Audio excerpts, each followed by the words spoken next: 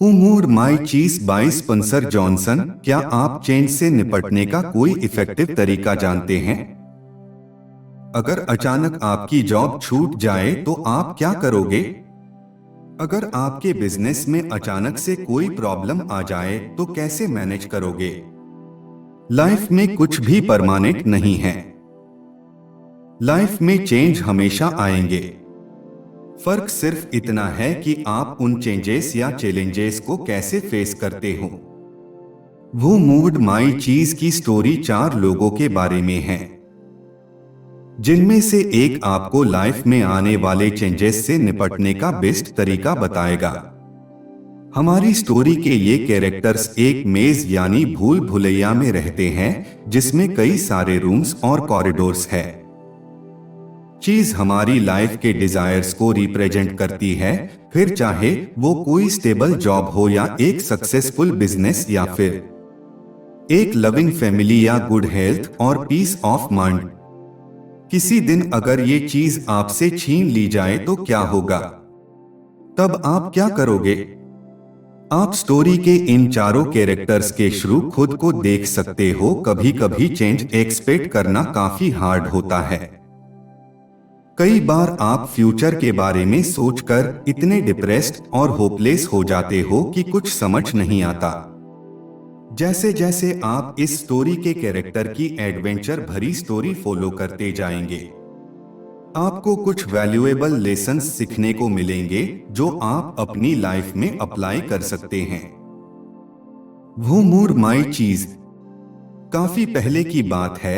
एक distant land में 4 character एक मेज के अंदर रहते थे। उनमें से 2 तो चूहे थे और उनके नाम थे स्निफ और स्करी।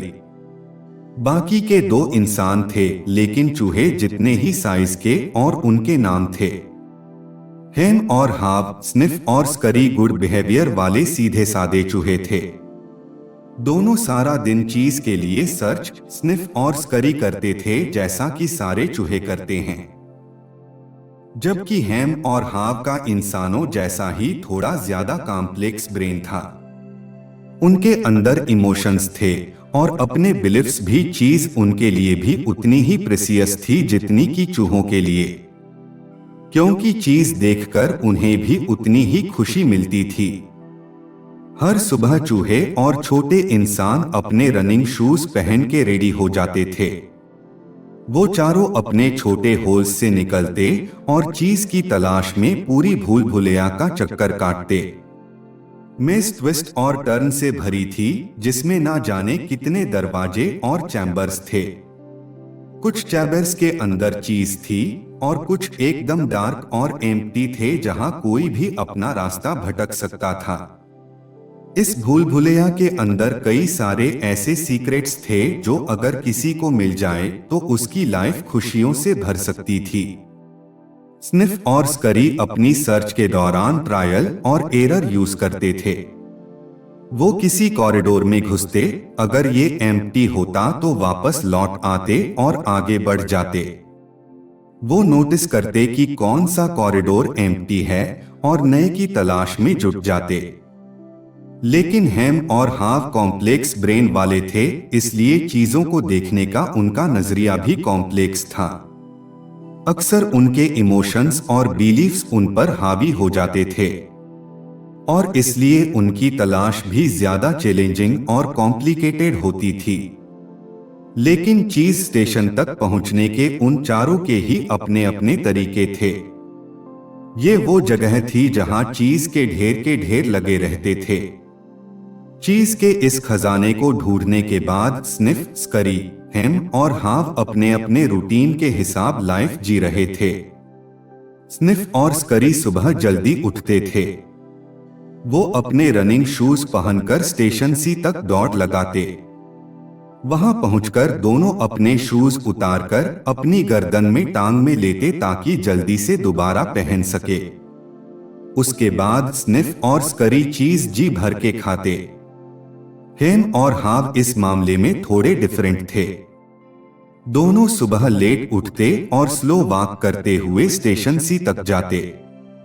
उन्हें कोई जल्दी नहीं थी क्योंकि उन्हें पता था कि वहां उनको हमेशा चीज का खजाना मिलेगा। स्टेशन सी पहुंचकर दोनों थोड़ा रेस्ट करते, थोड़ा रिलैक्स होते। अपने शूज उतारकर दोनों स्लीपर्स पहन लेते थे। आफ्टर ऑल इतना बड़ा चीज का खजाना जो उनके लिए मौजूद था, तो फिर जल्दी कितने कमाल की बात है, ये चीज तो जिंदगी भर चलेगी, हेम ने कहा। वो दोनों छोटे इंसान खुद में मस्त रहते। वो दोनों खुश थे, सक्सेसफुल थे। उस चीज के खजाने के साथ दोनों सिक्योर फील करते थे। हेम और हाव ने स्टेशन सी के पास ही अपनी दुनिया बसा ली थी। दोनों ने वहीं पर कुछ नए होल्स ढूंढ लिए ताकि वो चीज के हमेशा पास रह सके। उन्हें पूरा यकीन था कि स्टेशन सी सिर्फ उनका है। उन्होंने वहां की वॉल्स पर लिखा था, हैविंग चीज मेक्स यू हैप्पी। हर रोज दोनों ये लाइंस पढ़ते और खुश होते। ये चीज हमारी है, हम इसे डिजर्व करते हैं, हमने इसे ढूंढने में कड़ी मेहनत की है, हेम कहता और चीज का एक बड़ा सा टुकड़ा उठाकर खुशी खुशी मुंह में भर लेता। चीज खाकर जब उसका पेट भर जाता तो उसे नींद आ जाती थी। और end of the day little people यानी हेम और हाफ पेट भर चीज खाने के बाद वापस अपने होल्स में लौट आते। फिर पूरे कॉन्फिडेंस के साथ नेक्स्ट डे उठते और यही रूटीन फॉलो करते। उन्हें पता था कि उनके लिए अभी भी ढेर सारी चीज मौजूद है। जैसे जैसे दिन गुजर रहे थे, हेम और हाव और ज्यादा एरोगेंट होते जा रहे थे। वही स्निफ और स्करी रोज सुबह जल्दी उठते। वो दोनों स्निफ करते हुए स्टेशन सी तक जाते। दोनों हमेशा चेक करते थे कि वहां क्या क्या चेंज आया है। फिर दोनों आराम से बैठकर चीज खाने लगते। एक दिन सुबह जब दोनों चूहे स्टेशन सी पहुंचे तो देखा कि सारी चीज खत्म हो चुकी है। दोनों जरा भी हैरान नहीं हुए क्योंकि वो काफी दिनों से नोटिस कर रहे थे कि चीज का ढेर धीरे धीरे छोटा हो रहा है। इनफैक्ट दोनों इस सिचुएशन के लिए पहले से ही रेडी थे। स्निफ और स्करी ने अपने रनिंग शूज वापस पहन लिए। उन्हें समझने में देर नहीं लगी कि क्या हुआ होगा। चूहों के लिए ये प्रॉब्लम जितनी सिंपल थी उतना ही इसका आंसर भी स्टेशन सी चेंज्ड हो चुका था और अब उन्हें भी उसी हिसाब से चेंज होना था। दोनों चूहे मेज के अंदर दूसरी जगह चीज ढूंढने निकल पड़े। स्निफ स्निफिंग करता रहा और स्करी स्करिंग करता रहा। कुछ घंटे बाद हेम और हाव भी स्टेशन सी के अंदर पहुंचे। हालांकि उन दोनों ने कभी भी स्निफ और स्करी नोटिस नहीं किया था कि चीज का ढेर छोटा हो रहा है। चेंज लाइफ का एक इम्पोर्टेंट पार्ट है। आपने चेंज एडाप्ट करने के इफेक्टिव तरीकों को समझा।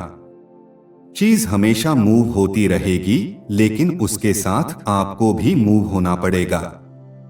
कभी कभी आप हेम की तरह फील कर सकते हो जो चेंज से डरता है। शायद आप चेंज से इसलिए डरते हैं कि आपको खोने का डर है या आप किसी चीज को बहुत वैल्यू देते हैं। शायद इसलिए आप फ्रस्ट्रेट और एंग्री फील करते हैं। शायद आप डरते हैं कि आगे क्या होगा। लेकिन कुछ नेगेटिव सोचने के बजाय कुछ पॉजिटिव सोचे। नेगेटिव थॉट्स आपको नेगेटिव एक्शन लेने पर मजबूर करेंगे। इसलिए हाव की तरह बनिए। अपने डर को छोड़ दे और चेंज को एक्सेप्ट करे। इस तरह आप आगे बढ़कर अपने लिए न्यू चीज ढूंढ सकते हैं, क्योंकि न्यू चीज तो हमेशा मिलेगी। अब ये आपके ऊपर है कि आप इसे ढूंढें और इसका टेस्ट एंजॉय करें।